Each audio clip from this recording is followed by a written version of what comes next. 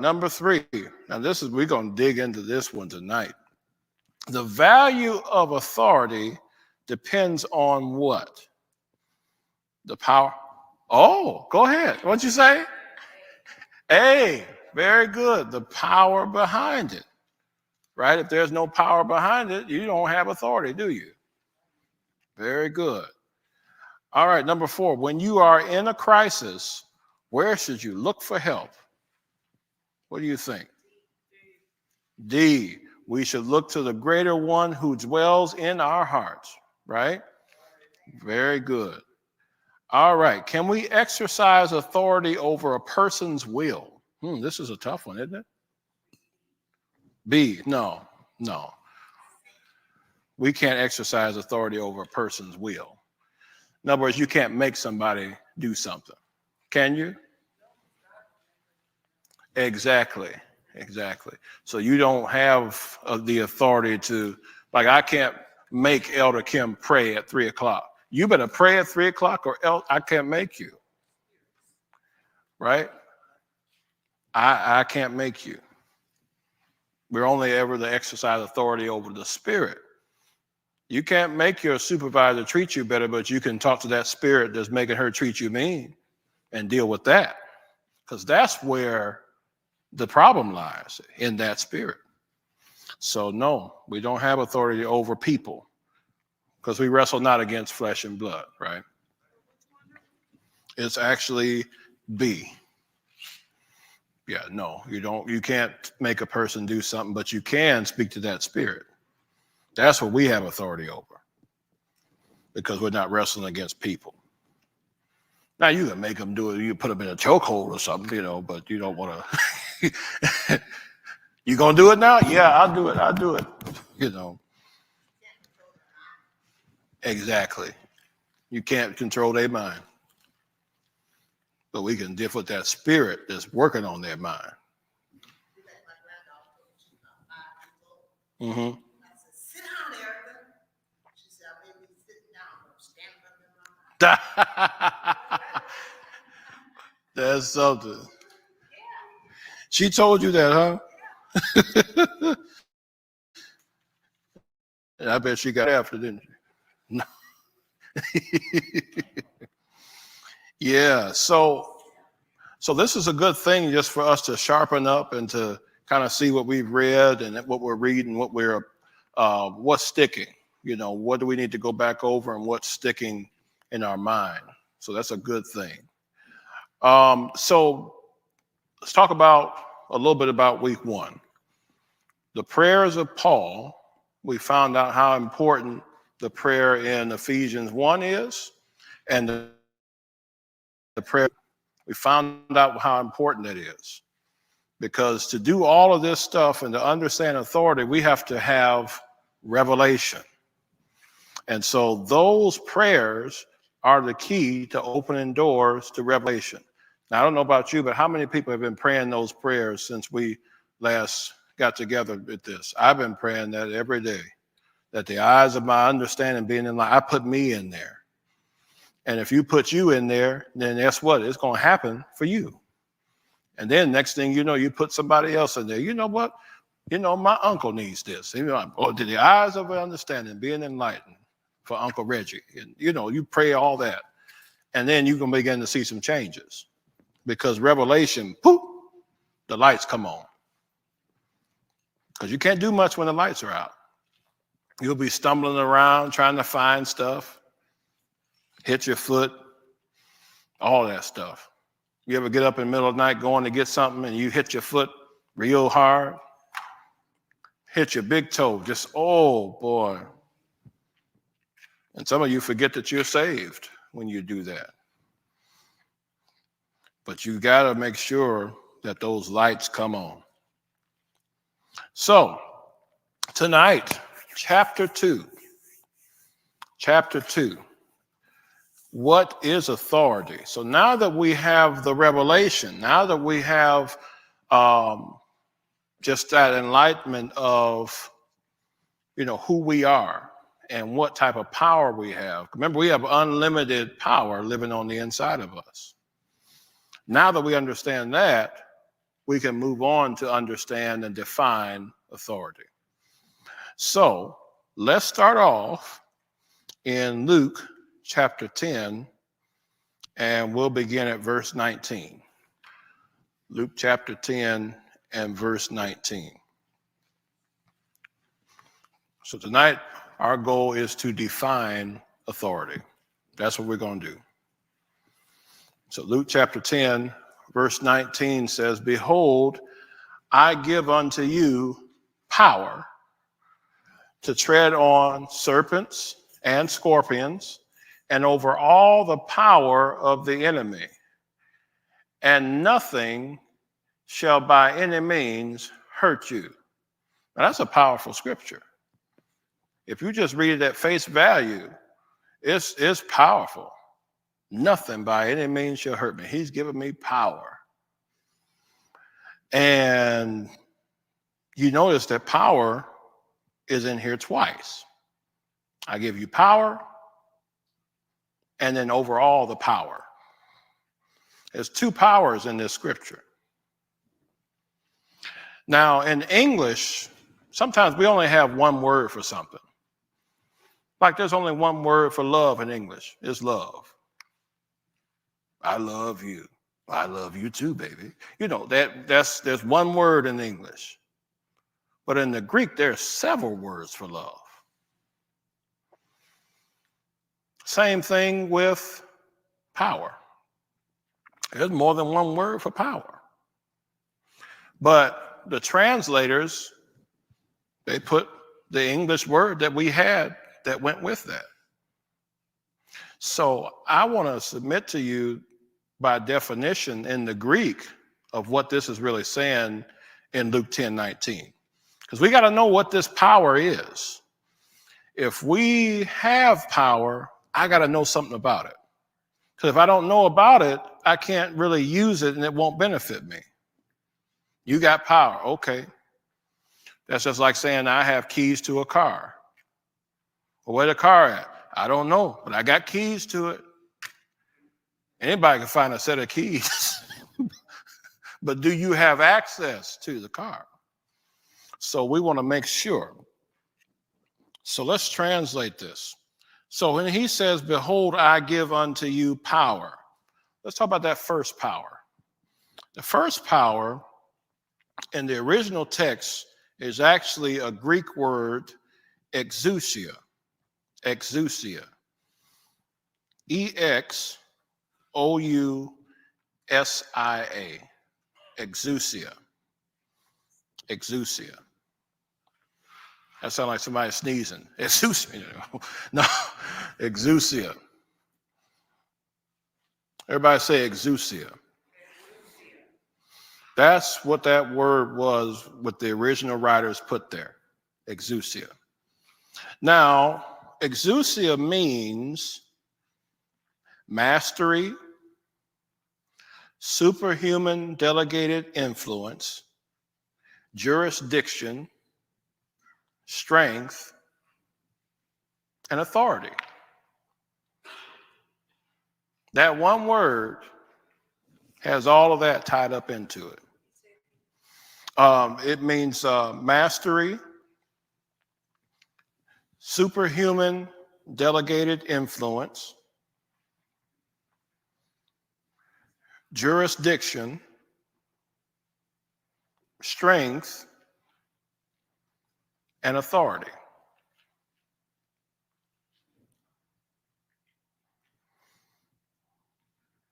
So let's go back. Behold, I give unto you power. Now let's use some of the definitions. Behold, I give unto you mastery. Behold, I give unto you superhuman delegated influence. Behold, I give unto you jurisdiction. Behold, I give unto you strength. Behold, I give authority. Now that changes the bit.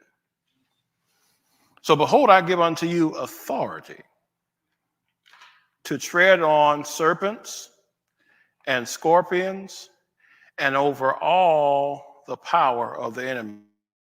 Now with that power, but what do you think he's talking about when he's talking about serpents and scorpions? You think he's talking about real snakes and real scorpions?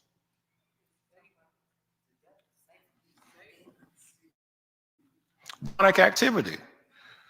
Demonic activity. Remember, we wrestle not against flesh and blood, but principalities, powers, rulers of darkness of this world, spiritual wickedness in heavenly places.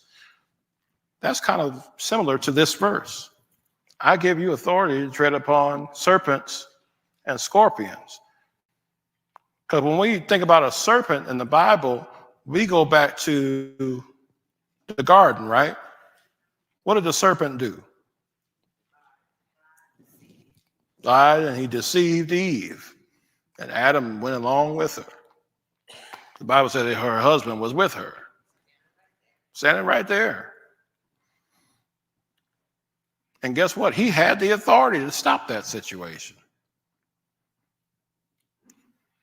And we were in trouble for a long time until Jesus came and said, I'm taking it back.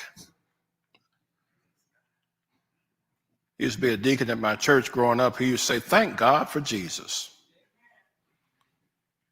Thank God for Jesus. Because without him, we would have no authority. So that's what you have authority over. All demonic activity, you outrank that. You have authority over that. So now let's go to this second power. So I give you authority to tread on serpents and scorpions and over all the power of the enemy. Now let's deal with that power. First power is authority. What is this second power? Pastor Ray was talking about this power on Sunday. You remember the word he said? Dunamis. Dunamis. Yeah, he was saying dynamite, remember? So dunamis. And that's D-U-N-A-M-I-S. Dunamis. D-U-N-A-M-I-S. Dunamis. So we have to define what that is. So what that means is force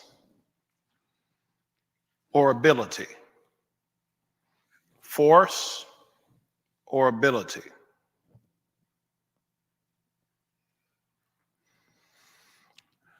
So what he's saying is, behold, I give you authority over all of the ability of the enemy. So whatever he has the ability to do, you have authority over it. Ooh-wee. We didn't change the game now, because we see so much that he's doing out in the world here. You know you have authority over that? Ooh-wee. But how does he fuel his kingdom? With ignorance. When we don't know, we just let stuff go on and say, well, maybe that's just God's will. When he gave you authority over all of his ability. It's power. It's power. So dunamis is ability. Dunamis is a powerful thing, but it's not powerful without more powerful than the authority. Satan will use force, but he doesn't have authority to use force on you. We give him authority, right? We let him in. We're going to see how we can stop this today, though. When you leave out of here, boy, you're going to be walking tall. You're going to have a little extra pep in your step. You might even be skipping out here. I don't know. Because you're going to know more of what you have. So in one of our questions, we had this statement that comes up in chapter 2. And it says the value of our authority rests on the power that's behind that authority. The value of our authority rests on the power that's behind that authority. Now, what do you think that means? Just kind of digest that. See what you think it means.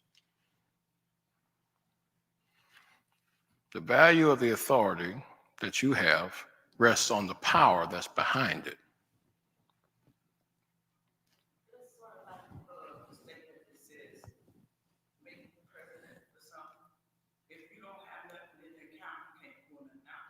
Oh, I like that.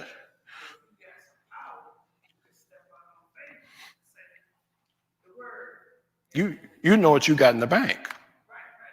Oh, I like that. That's good. What you got in the bank tonight? Because some of us are withdrawing on empty because we don't know what we have. Let me just try and see. No. If you don't know it, there's a problem. Because what causes people to perish? Lack of what? Knowledge. Now, when you know what you got in the bank, you can go by Burger King and say, hey, give me the Whopper and make sure that's a king size on that. Because you know what you have. You're not going in there pouring out that jar of pennies saying, hey, let's see how much this is. No, you know what you have. So let's build on this. So I want to talk about this right here. Brought a badge with me. Now, this is not a real police badge. This is a toy badge. So I don't want y'all to think, that's tough impersonating a police officer. We on TV and you're going to get me arrested. No. This is a toy badge. So, policeman standing out in the middle of the road. You're coming in the car. He steps out in the middle of the road and he puts his hand up like this. What do? Why? It's just a man just like you. He puts his pants on one leg at a time. Is the authority in the uniform? Is the authority in the uniform? So if I just put on a police uniform and I didn't have this, do I have authority? I got to have this badge. I got to have the badge. This has authority behind it, right? So if my car still keeps coming at him, what is he going to do? What does he have the authority to do? He's got the authority to arrest you. He has the authority to use. That's your dunamis. He uses force. Now he has that gun in case there's force needed.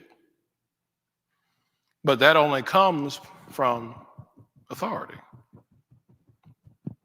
Regular person on the street just can't come out and say, stop. They might get hit. But when somebody has this on, now we're gonna slow down. We're gonna take heed because there's power behind this. If a situation goes down that I couldn't handle as a police officer, what am I gonna do? I'm gonna radio for backup, right? Backup comes. They can't handle the situation. What are they going to do? We're going to get the whole precinct out there. Precinct can't handle it. He's going to call the governor, and the governor is going to call the National Guard. National Guard can't handle it. They're going to get the feds involved. Marshals going to come out with everybody. Marshals can't handle it. What's going to happen? They're going to call up to the president. President's going to send the army in. Look at all this authority that's behind this one little badge. This is power. But greater is he that is in you than he that's in the world. This is a world system. But who we have behind our authority, ooh-wee, you talk about some power, that's real power. We got angels at our command to back us up. Whatever we bind on earth is bound in heaven. We got backup. That's what this is. The authority that we have is our badge. And when Satan sees you coming, look out. But if you don't know what you got and he sees you coming, he's not worried about you. Because I get fuel off of ignorance. But if I'm messing with somebody that knows who they are, he don't want none of that. So Elder Thomas saying he may not come after you, but he don't come after a family member. Come after a daughter, come after a son. But then you're going to see that going on, and you're going to say, oh, no. I got some authority here. This is my jurisdiction. That's one of the definitions of exousia is jurisdiction. He came in my jurisdiction and did that? No. And guess what? Wherever you are is your jurisdiction. Boy, it's something how all this crime that went up in Alliance. Boy, we just need to pray. You got the badge. You can do something about this. But how many Christians live like they're powerless? Quite a few.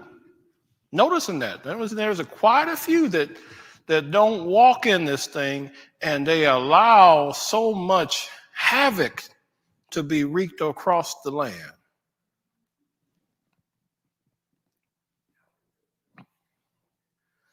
Shoot, we're taking care of that coronavirus, getting that thing on out of here. Change the color of the map. I remember when all those counties were red, now they done turned green. Because we have authority. We got some believers that said, you know what? No. We got something here. We can deal with this situation. We don't need the CDC to deal with this situation. We need our authority. That's it. So that policeman puts up his hand, you stop, because he has authority to stop you. Now, can that policeman physically stop the car? Now, unless he got a red cape on, he can't do that. But that badge stops you. How many of you used to watch Andy Griffin?